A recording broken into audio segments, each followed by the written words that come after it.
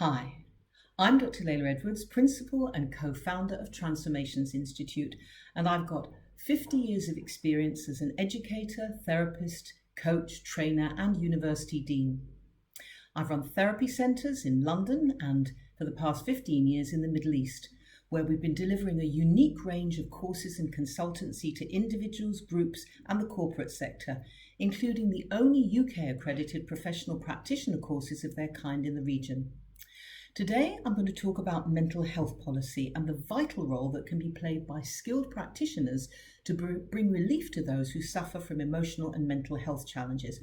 I'll start by referring to the Depression Report, a new deal for depression and anxiety disorders. This was a highly influential report produced by the London School of Economics, the LSE, published in 2006. Now, you might well ask why the LSE was chosen to conduct this investigation into mental health provision in the UK. Well, that's because the state of the nation's mental health had been continuing to deteriorate to the point where the UK's Health and Safety Executive referred to the situation as a stress-related epidemic and published figures that showed that this provided a huge cost to the national economy. Depression and anxiety prevent many people from working. Some people lose their jobs, others who are already out of work lose the will or the skills to get back to work. Even if people are in work, they have more time off sick, which is not only a loss to individuals but also to business and society. The report referred to those costs in the UK, where the total loss of output due to depression and chronic anxiety totaled some £12 billion a year. That's 1% of the UK's total national income back in 2006, and it's steadily getting worse. The tragedy is that work is a powerful aid to recovery, but so many people are in a vicious cycle where the loss of work adds to depression and anxiety, which makes the return to work even more difficult. These billions of pounds lost through inactivity are a huge cost when you compare them with the just £0.6 of a billion that would be necessary to run a proper and effective therapy service every year. After extensive consultation, the report concluded that there was a need for a radical change in mental health policy.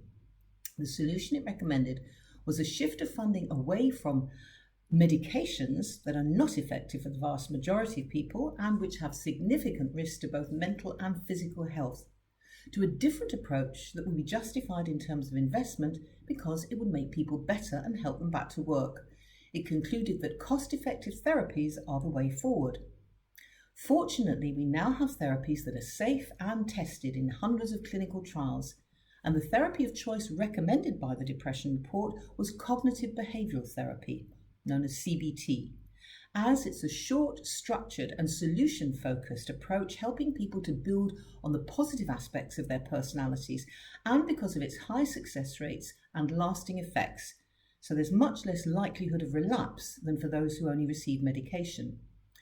The report explained that these radical changes would be a good investment for the economy as well as to individuals and for their quality of life.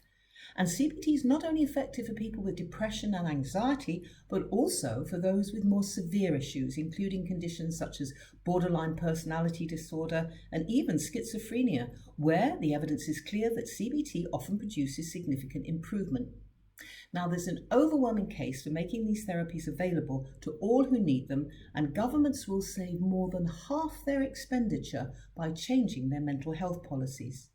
Despite the fact that depression and anxiety continue to grow at record levels, these recommendations still haven't been implemented for a variety of reasons, mostly due to the recession and other political priorities. But another important factor is the lack of trained therapists who are able to deliver CBT. Waiting times for therapy averaged 9 months back in 2006 and are now much longer. In some places, therapy is not available at all. So it's a priority in the next period of mental health reform to ensure that there are sufficient therapists trained to deliver CBT. So the good news is that after being neglected for some years, mental health is now very much in the headlines. More people are speaking out about their struggles to deal with their issues, and many VIPs, including Prince William and Prince Harry, have been willing to share their personal difficulties and the after effects of trauma and loss. There's less shame attached to asking for help, and people are increasingly willing to seek therapy, especially when it's proven to be effective and not too costly or long-term.